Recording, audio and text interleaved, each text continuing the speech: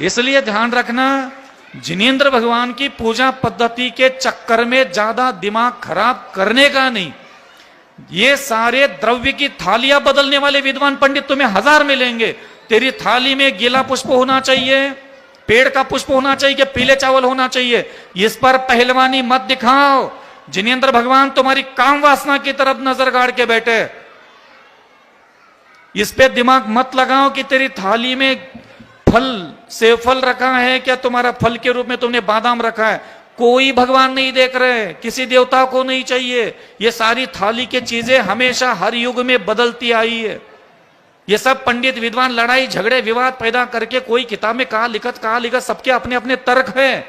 इन चीजों में मत पड़ो। जिनेंद्र भगवान चाहते हैं कि अविचल सागर अपनी काम वासना से ऊपर उठे, तो जिनेंद्र भगवान को उससे ऊपर उठ के दिखाओ।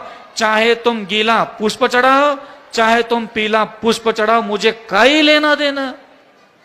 समस्या क्या थी और समाधान किसके ऊपर ढूंढ रहे हैं हम लोग।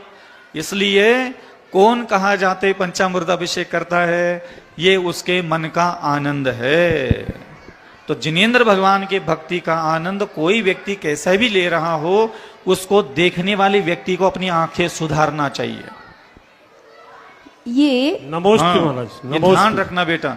बहुत अच्छा प्रश्न पूछा आपने, और मुझे भी थोड़ा सा अपनी चिंतन को देने का अवसर भी मिला। कई बार सोचा था इस विषय में इस तरीके से बोल दूं कि भाई इन चीजों में मत पड़ो, आएंगे नाना प्रकार के शुद्ध आमनाएं, शुद्ध तेरापंथी, आगम पंथी, आगम के पन्नों के अंदर की बातें पढ़ करके ज्ञानी महाराज, ज्ञानी विद्वान लोग, उन कवर को पढ़ लो पहले।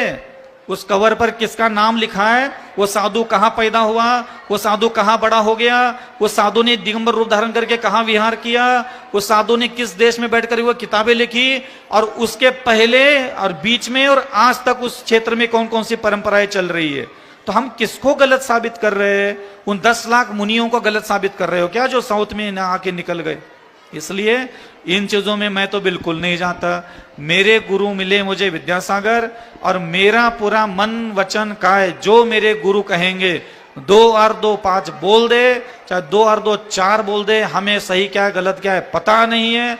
हमारे गुरु ने हमें जो दिया है हम उसका पालन करते हैं, लेकिन पालन करते हुए हम ये कभी नहीं कहेंगे कि सामने वाला व्यक्ति गलत है। मैं क्यों कहूं?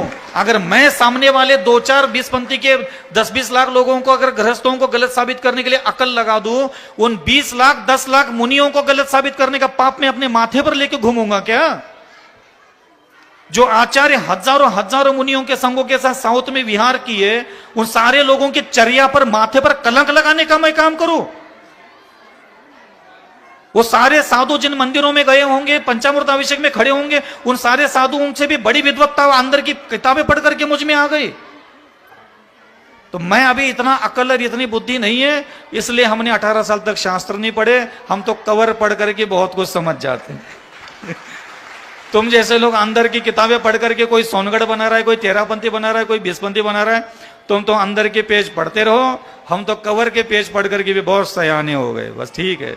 अहिंसा परमो धर्म की जय।